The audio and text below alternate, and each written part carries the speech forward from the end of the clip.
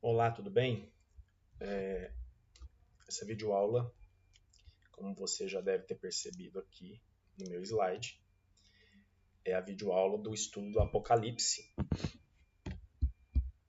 Nós estamos já hoje na aula 14, né? Caminhando bem no livro do Apocalipse. Eu espero que você esteja acompanhando. Se você perdeu alguma aula, vai no meu canal do YouTube e todas as aulas estão lá. Especialmente a primeira aula, que é a mais importante, que vai mostrar aí qual é a forma. Eu apresento ali pelo menos 4 maneiras de se olhar o texto do Apocalipse para a interpretação do mesmo e aponto e indico qual é a minha forma de interpretação. Nós temos aí acompanhado esse quadro a toda a aula. Estamos aqui nesse bloco de número 4, quarto bloco, esse amarelo aqui, ó. Amarelo, julgamento do mal, capítulo 12 ao capítulo 20, né? Estamos estudando. Esses anteriores nós já estudamos, as 7 cartas nós pulamos, né? Então nós estamos aqui a introdução, pulamos para cá, nas visões apocalípticas, já falamos do 666, etc. Tá bom? Bom, hoje a gente vai para Apocalipse capítulo 15, né? Do verso 1 ao verso 8. É interessante que Apocalipse 15 tem que abrir, e eu coloquei esse slide preto justamente para fazer sentido com o título aí dessa parte, né, do Apocalipse, faz escuro, mas eu canto. A ideia do escuro, né, a ideia de medo, a ideia de às vezes pavor, insegurança, mas mesmo assim, apesar do escuro eu canto. Essa é a ideia. E aí nós vamos verso a verso. No verso 1, por exemplo, um anúncio das 7 pragas que manifestarão a plenitude da ira de Deus contra o mal. Tá? Então tem um anúncio aqui de 7 pragas que vai acabar sendo a manifestação mesmo da ira de Deus contra todo o mal. Eu vou colocar eu aqui do lado, ó, isso. Tá? Bom, as pragas já não tem mais nenhuma restrição como antes, né? Nas pragas dos capítulos 8 e 9, a ira de Deus era restringida a 1/3 em vista de uma possível conversão. Aqui tem um erro, né? Vamos arrumar agora. Conversão, tá? Então, tinha a possibilidade de converter. Agora, nos capítulos 15 e 16, por exemplo, a ira explode em forma de condenação, tá? Então, a ira explode em forma de condenação. E aí nós temos, por exemplo, a realidade de que não tem mais objetivo ou não visa mais uma conversão como antes, por isso que tinha limite, né, da ira. Agora é bem ao contrário, a própria praga que causa blasfêmia é a própria praga, né? As pragas não são castigos, mas sim julgamentos. Então, Deus castiga. Não, é julgamento, tá? Manifestam a impenitência e a maldade do poder do mal e visam o restabelecimento da justiça. Os que semearam violência colhem agora violência, a lei da semeadura, né? Se uma única praga não basta, então que venham 7 para destruir o mal, que no caso ali era representado pela figura do Império Romano, tá bom? Versos 2 e o 3, parte A, nós temos o seguinte: visão dos que já venceram a besta e agora cantam o cântico de Moisés. Então, que já venceram a besta e agora cantam o cântico de Moisés. Antes de descrever as pragas, João fala das comunidades, né? As comunidades estão em cima de um mar de vidro, cantando como vitoriosas, né? Seria o cântico de Moisés e do Cordeiro. Tá bom? É o Êxodo, né? O mar de vidro evoca o mar vermelho e lembra o trono de Deus. Então aqui de novo a gente tem um recapitular ou um rememorar do Antigo Testamento, tá certo? As comunidades já estão junto de Deus. Como Miriam, irmã de Moisés, convocou as mulheres a cantar após a travessia do Mar Vermelho, aqui no Êxodo as comunidades fazem o mesmo. Então nós temos de novo uma retomada do Antigo Testamento. Como eu sempre tenho dito nas aulas do Apocalipse, a gente padece por falta de conhecimento. As pessoas não conhecem o Antigo Testamento, né? Conhecem um texto ou outro, de ler por cima ainda, e não percebem quando leem o Apocalipse que tem uma retomada, um rememorar, uma busca em textos e situações do Antigo Testamento agora aqui no Apocalipse. Aí o verso 3b e o 4 tem o Cântico de Moisés e do Cordeiro. Então, o Cântico é um belo conjunto de frases tiradas do Antigo Testamento, de novo aí, ó, muito provavelmente dos cânticos das comunidades. Com frases tiradas do Antigo Testamento, AT, Antigo Testamento, cantavam e celebravam a presença atuante de Deus descoberta durante a sua caminhada. Em Apocalipse 14:3, João fala do cântico novo, que apenas os 144.000 sabiam cantar. Aqui ele nos dá a letra do cântico, tá? Então, antes, 144.000 sabiam cantar, agora aqui ele dá a letra do cântico. Aí, os versos 5 a 8, temos os anjos que se preparam para lançar as 7 pragas, né? João vê o templo se abrir. Não é o templo de Jerusalém, tá? Mas sim o templo da tenda do testemunho, que se encontra no céu. Então não é o templo de Jerusalém. Lá no céu estão os seres vivos, que em nome de Deus entregam as pragas aos anjos para serem despejadas sobre o Império Romano em forma de 7 taças de ouro cheias do furor de Deus. Ouro normalmente representa a riqueza, a grandeza, mas aqui elas estão cheias do furor de Deus, né? A ira ou furor de Deus não é raiva, tá? Mas sim a reação da justiça divina frente à injustiça humana. E essa ira visa restabelecer o equilíbrio e a harmonia da criação, desfeitos pela injustiça. Então a harmonia da criação e o equilíbrio foram desfeitos pela injustiça. O templo se enche de fumaça, de modo que ninguém podia entrar até se consumarem as pragas. A nuvem impede que alguém possa entrar para pedir a revisão da sentença, como Moisés 6, por exemplo, lá no Antigo Testamento. De novo, uma retomada aí. Evoca, né, ao Antigo Testamento, tá? E aí nós chegamos, então, no capítulo 16 do Apocalipse, onde as 7 pragas do Egito surgem aí, né? As 7 pragas do Egito. O verso 1 vem trazer que o mundo lá de cima manda derramar as 7 pragas sobre a terra, no mundo cá de baixo, né? Ouve-se a voz de ordem, derramai pela terra 7 taças do furor de Deus, aquelas 7 taças de ouro que eu acabei de falar. A hora do furor de Deus chegou finalmente. As coisas que devem acontecer acontecem agora. Inicia-se o julgamento de Deus sobre o império. Tá? Então aqui no capítulo 16 tem esse início. Os versos 2 a 4 do capítulo 16, as 3 primeiras pragas provocam seus estragos. Então aqui nós temos então as 3 primeiras pragas provocando o seu estrago. Em sequência rápida, uma após a outra, as pragas atingem a terra, o mar, os rios e as fontes, água. Então, as pragas do Egito revistas e aumentadas. Está trazendo as pragas do Egito, gente. A praga das úlceras, de Êxodo 9, 8 a 11, atinge a terra, e a praga do sangue, de Êxodo 7, 14 a 24, atinge o mar, os rios e as fontes. Então, elas são mais universais e mais cósmicas que as do Egito, tá? Só que, de novo, aqui o João está evocando, né? Está trazendo o Antigo Testamento, tá bem?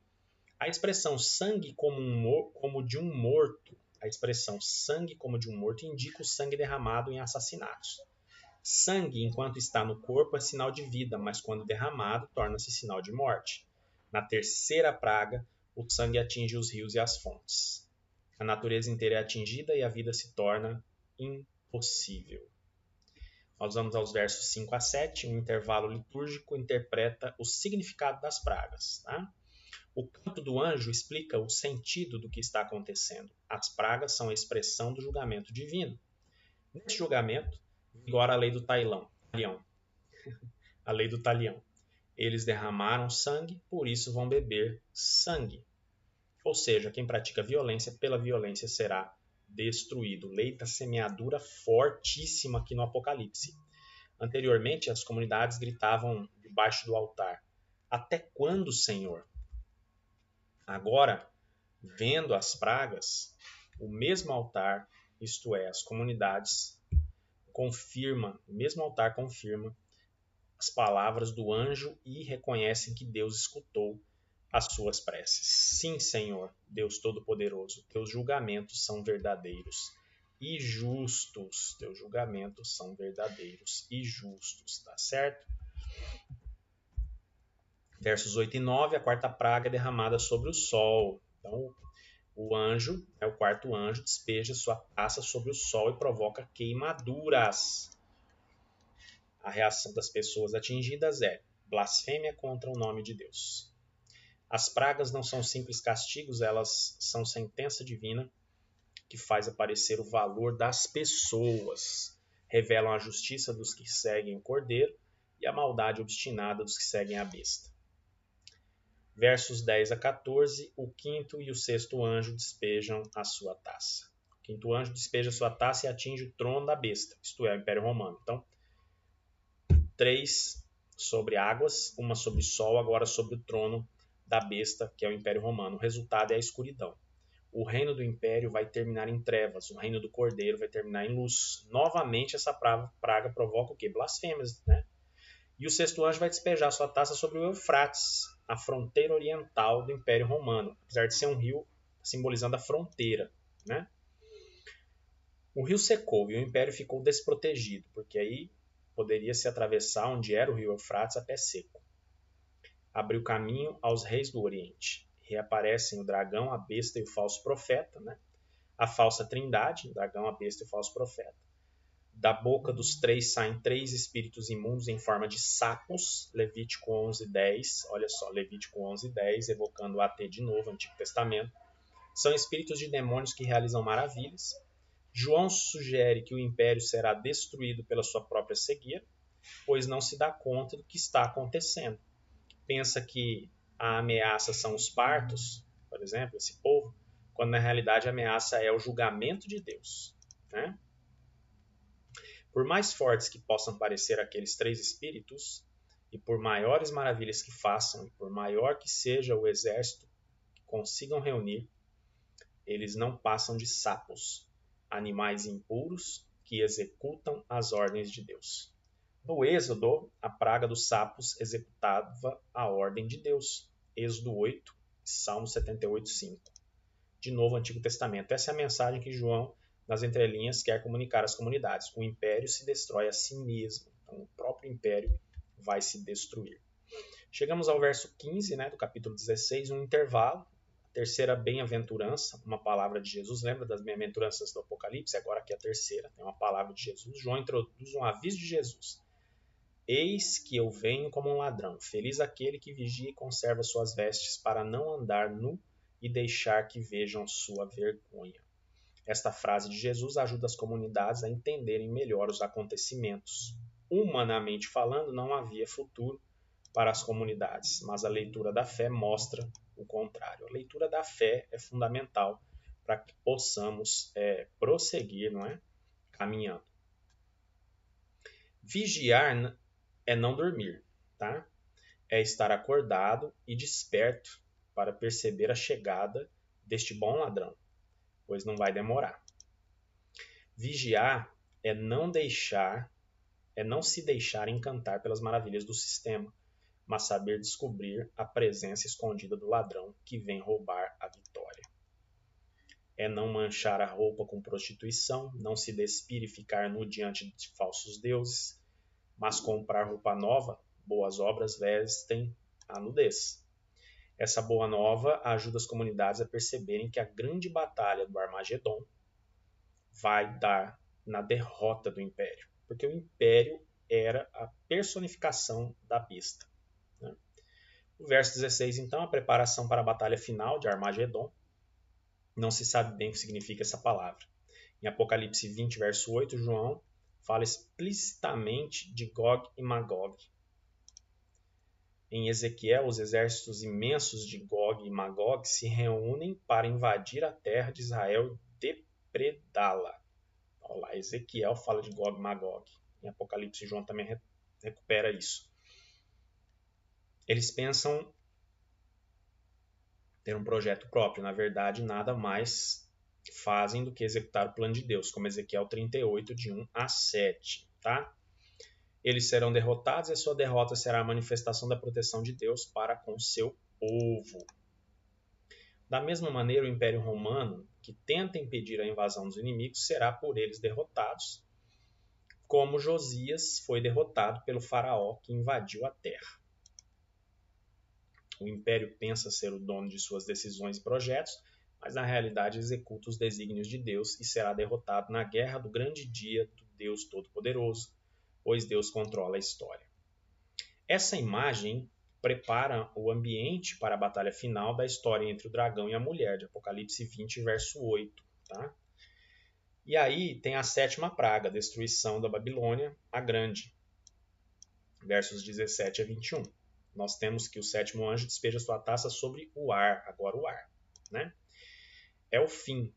A mesma voz que deu ordem para começar, agora manda encerrar, está realizado. Então, 3 sobre as águas, uma sobre o sol, uma sobre o Eufrates, né?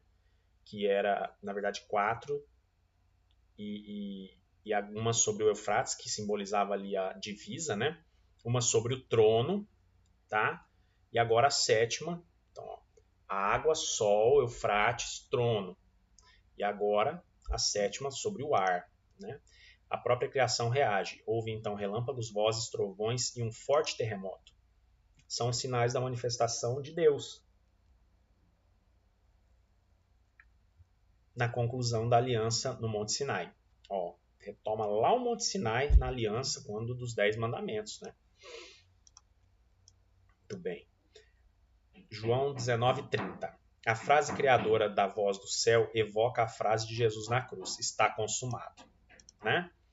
Finalmente, um anúncio do segundo anjo se realiza: caiu a Babilônia. A grande cidade quebra em 3 pedaços. É a desintegração do Império Romano. Desintegra-se também a criação. Um terremoto violento como nunca houve, o cosmos vira caos, as ilhas fogem, as montanhas desaparecem e do céu cai um granizo pesado. Terremotos e tempestade de granizo acompanham a desintegração. Prepara-se a chegada da nova aliança, novo céu e nova terra, Apocalipse 11:19. Acelerado, rápido o estudo, até porque são muitos textos, né? E aqui as visões já são menos complexas do que as que nós já estudamos. Próxima semana seguimos na aula 15. Qualquer dúvida que você tiver, me procure no privado e a gente pode conversar mais a respeito. Espero que você esteja aproveitando esse estudo verso a verso aí do Apocalipse, tá bom? Deus te abençoe, um ótimo domingo para você, para sua família e até o próximo estudo.